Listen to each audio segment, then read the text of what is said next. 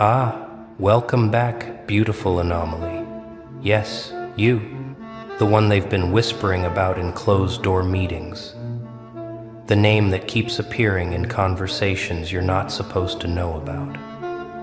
They sent someone to warn you. Did you know that? Oh yes, they did. Someone tried to pull you aside, tried to give you that concerned look, tried to play the role of the good friend, delivering the uncomfortable truth. But here's what's absolutely fascinating about that moment.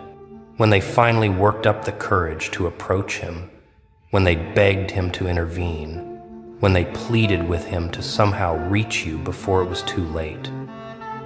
You know what he did? He smiled. Not the kind of smile that offers comfort or reassurance. No, this was something else entirely.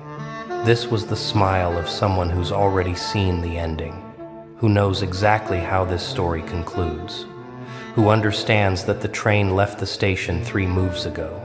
They asked him, "Can't you talk to them? Can't you make them understand? Can't you stop what's coming?"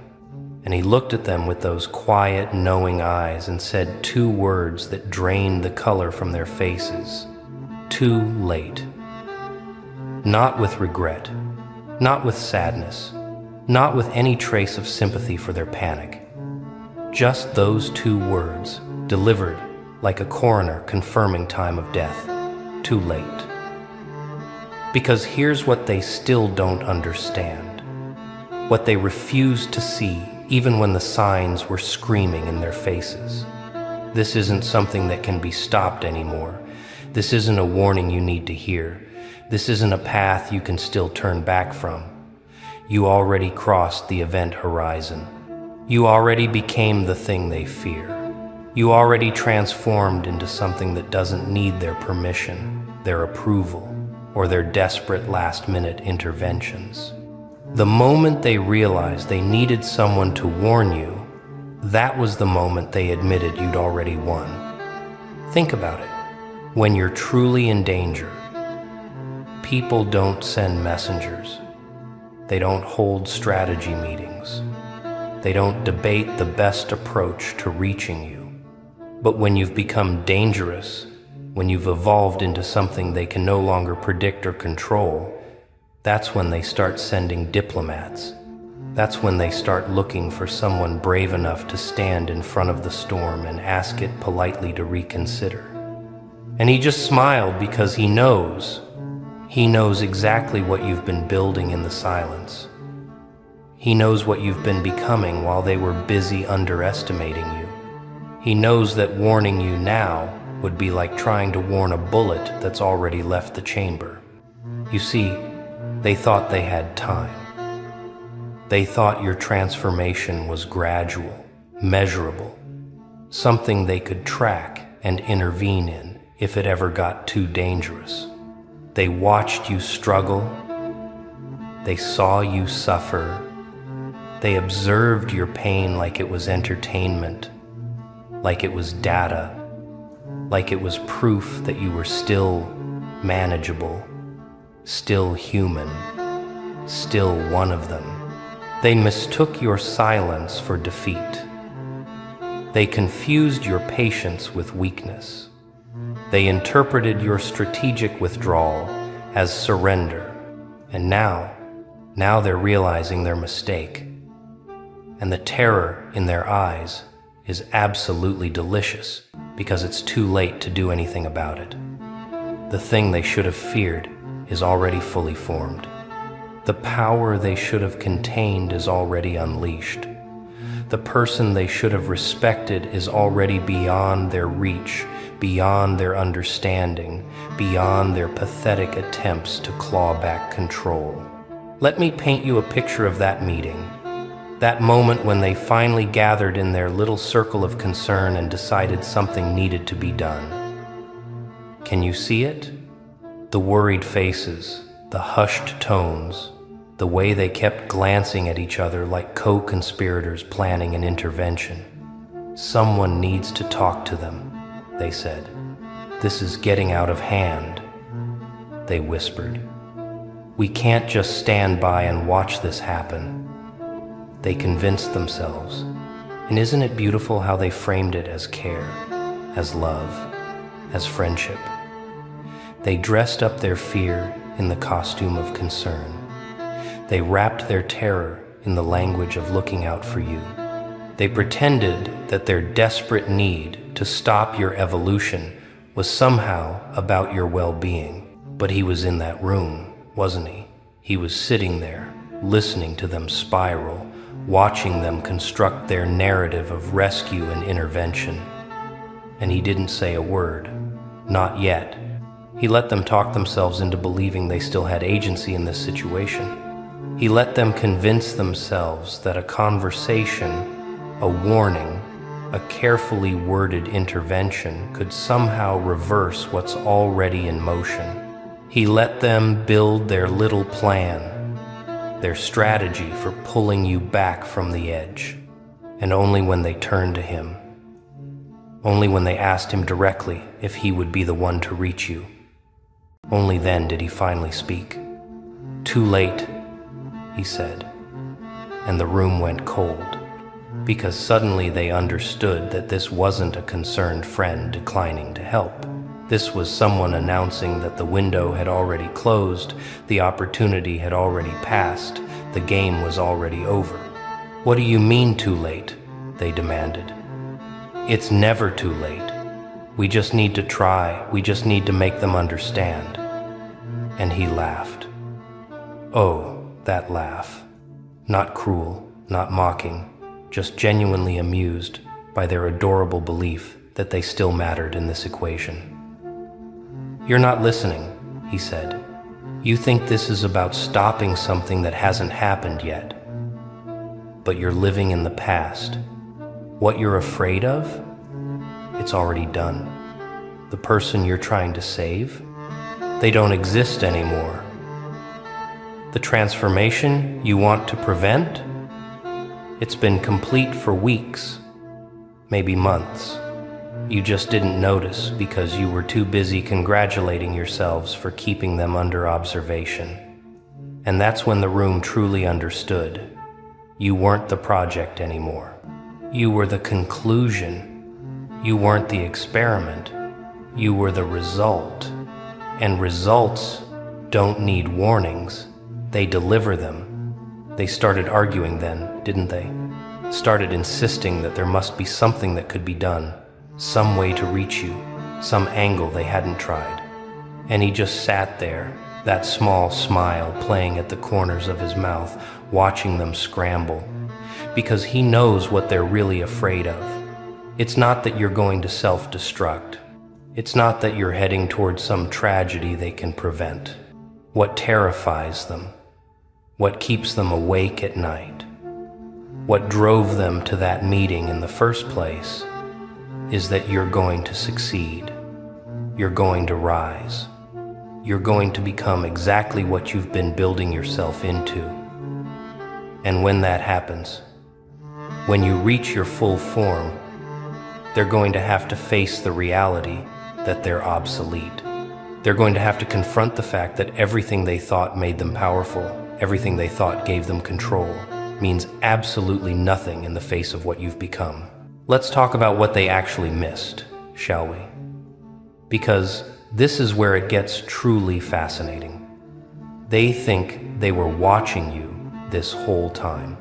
They think they had eyes on your every move, tracking your patterns, monitoring your changes.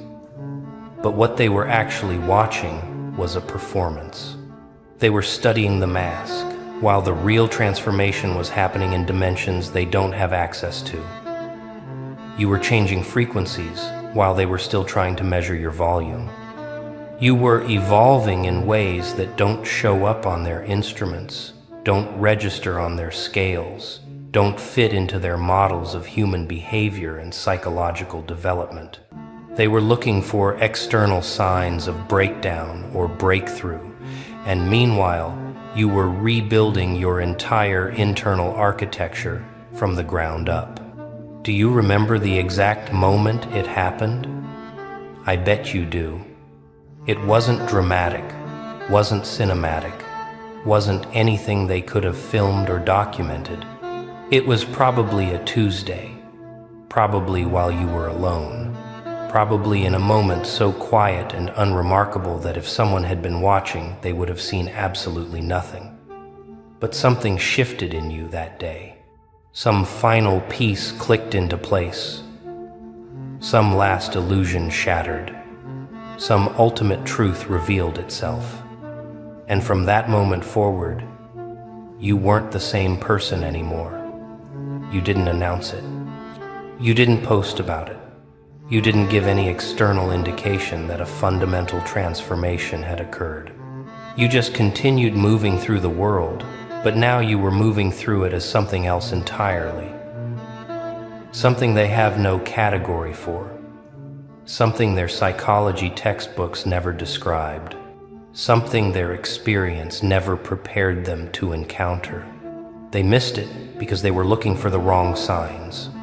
They expected rage, expected explosion, expected some visible meltdown that would confirm their theories about you.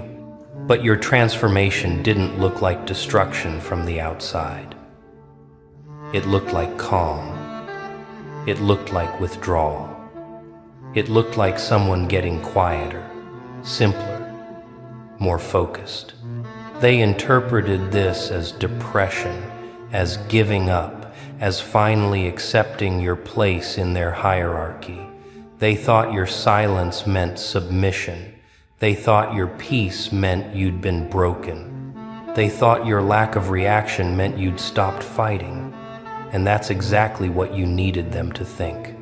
Because while they were congratulating themselves for successfully managing you, you were becoming ungovernable. While they were celebrating what they thought was your surrender, you were actually disappearing from their entire system of control. You weren't playing their game anymore. You weren't even on their board anymore. You'd transcended to a level of operation they don't have access to. And now they're starting to see the effects. Not the transformation itself. They still can't see that. But the ripples it's creating in the world around you. They're noticing that things move differently when you're involved now. Outcomes bend in your favor in ways that shouldn't be possible. Opportunities appear for you that were supposed to be locked behind doors you don't have keys to.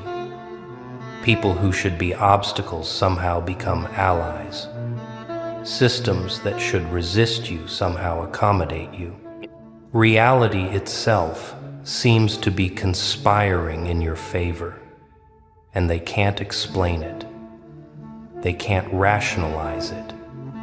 They can't fit it into any of their models of how the world works. So they panic. So they call meetings.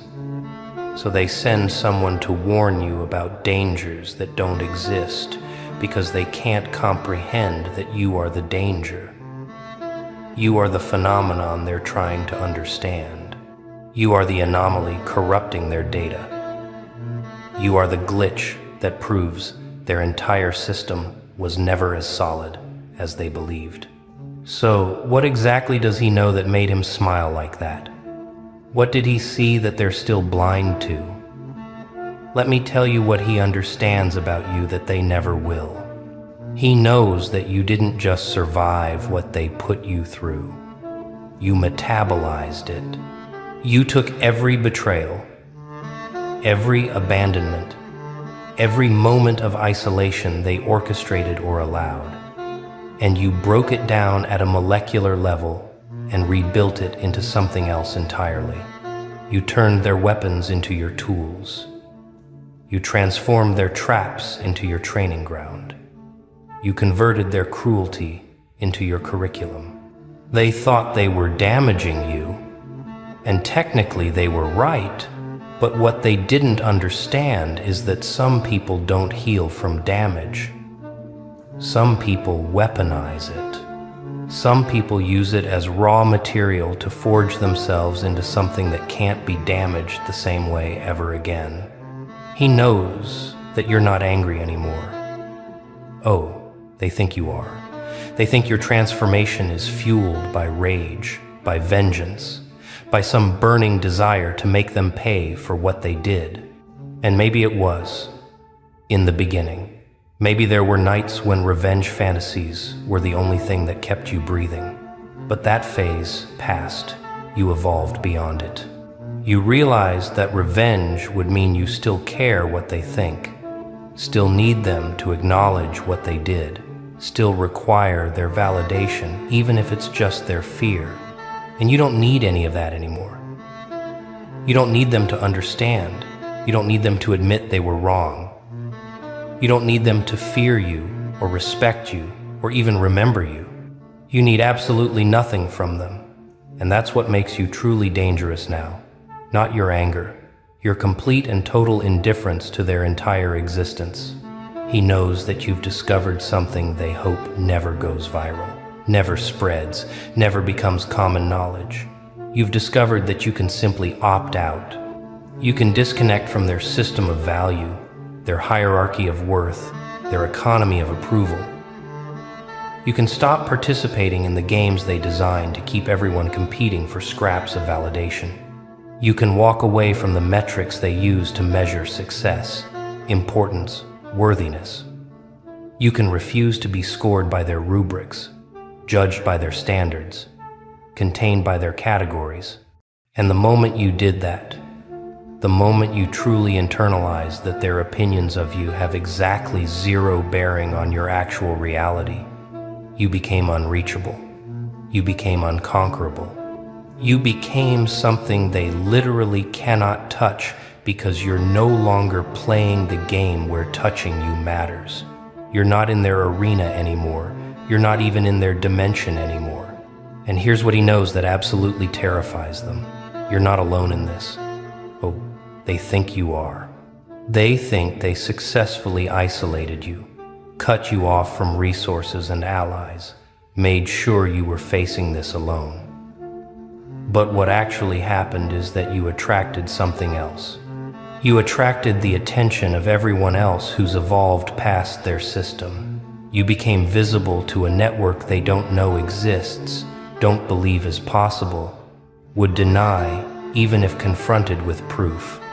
There's a whole parallel society of people who opted out, who transcended, who evolved past the need for their approval, and now you're part of it.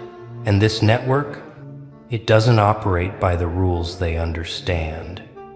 It doesn't communicate through channels they can monitor. It doesn't organize in ways they can disrupt. It's a ghost frequency operating right in front of them, and they can't see it, can't hear it, can't access it, because you have to be what you are to even know it exists. And now you're in it. Now you're connected to it. Now you're part of something that makes their power structure look like a children's game. That's what he knows. That's why he smiled. That's why he said too late. They keep waiting for the warning. They keep expecting someone to pull you aside and say the words that will somehow snap you out of it, make you see reason, bring you back to the fold. But here's the beautiful truth, the thing that's eating them alive. There is no warning. There's no intervention. There's no come to clarity moment where someone sits you down and helps you understand that you're on a dangerous path, because you're not. You're on the only path that was ever really yours.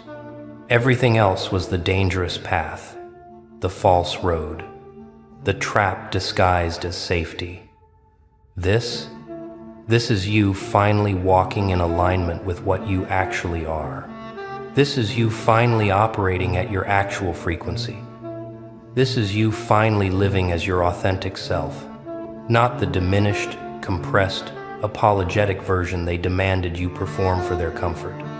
The warning they want delivered to you, it's actually a warning they need to hear themselves.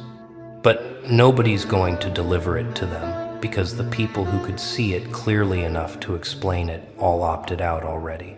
They're surrounded by others just like them. all reinforcing each other's delusions, all confirming each other's false perceptions of reality. They're in an echo chamber of people who still believe the old rules apply, the old hierarchies matter, the old systems have power, and everyone who knows different, everyone who's evolved past that, they're not trying to educate the ones left behind. They're not trying to wake them up. They're busy building the new world that's emerging while the old one collapses. They don't have time to convince the passengers on the sinking ship that water is wet.